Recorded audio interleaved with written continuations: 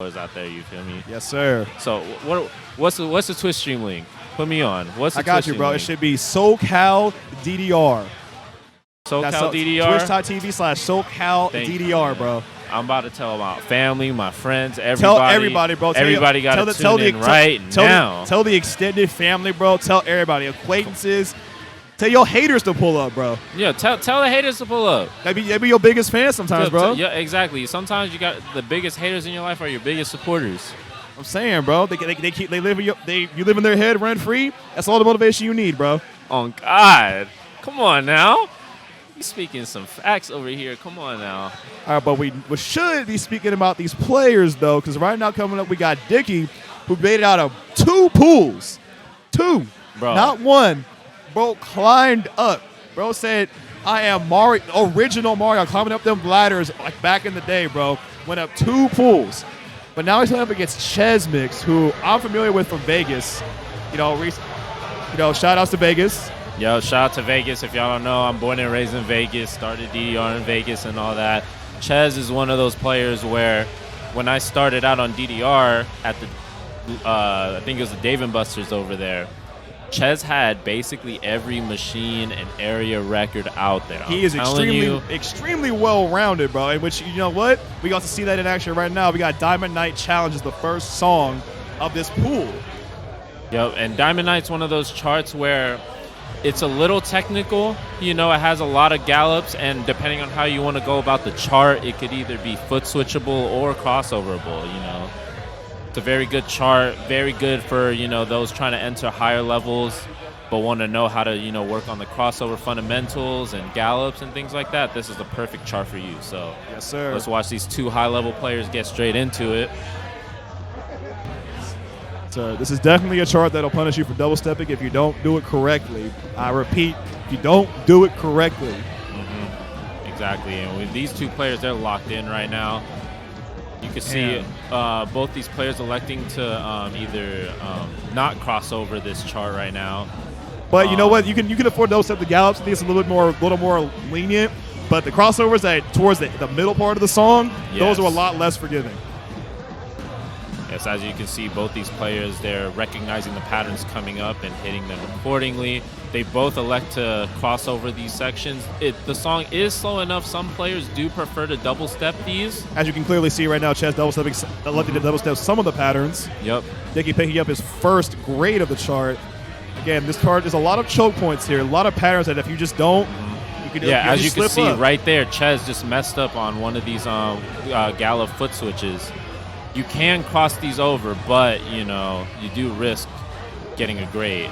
And speaking of the devil, you get a grade and a miss. Coming up from Chez right there. And the foot placement is very important, too. Like, whatever foot you end on all these gallops, bro, make sure you resolve it correctly, or you're just going to just throw yourself off the pad. As you can see earlier, too, you saw Chez right there hitting 2 arrows with the same foot. That is known as a bracket.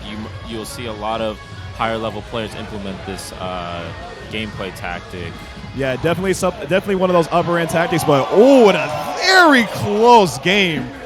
It was neck and neck for a while there. Diceky definitely picking it up. I think that one miss that Chez picked up, those 2 misses, mind you, I think those are definitely like the deciding factor there. 100%. And as you can see, this song takes quite a while to end. It just kind of like goes on for like 10 extra seconds for no reason. Like, I don't know, man, but bro, extremely close. The miss. You see that? That one miss, that could have been like a tie right there. That was a very big deciding factor right there.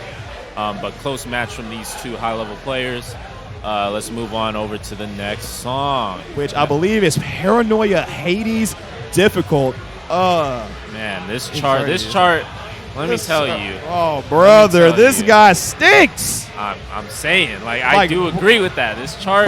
Bro, I would have rather played 16. I would rather play that 10 times over than play the 15 once. Yes, exactly. And for those that are going for, any goals regarding the 15 lamp, whether it be clear, red lamp, FC lamps, gold lamps, this will be a huge roadblock for you in that path. And you see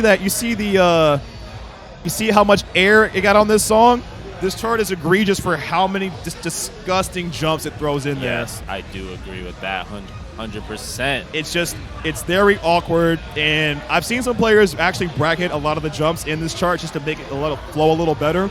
But we'll see if either of them elects to do it or if they all just try to do it as legitimately as they can. But again, not a fun chart. Yeah, this chart, from my personal experience, I do not have a PFC, but I do have, I think, 2 or 3 great FC on this. And from your experience with like scale of 1 to 10, how bad is the chart? Just give me just the number right now. It's up there. It's like an 8. It's like an 8 out of 10. That's what I expected, bro. Yeah, that's what I expected. Yep, like that. Now, naturally, when you play this chart, you'd want to foot switch these jumps. But if you do foot switch these jumps, the triplet that comes up after will be a little awkward to hit. So you have to remember that. So as you can see, Dicky over here, PFCing through to 120 combo. And right when I say that, he gets a great. The commentator's curse, bro. We talked about this. See, no, I did not get the memo. Clearly not, bro. You gotta listen. All right. I apologize. We don't curse. And then see, he gets another miss. I'm gonna blame you on that one too, bro.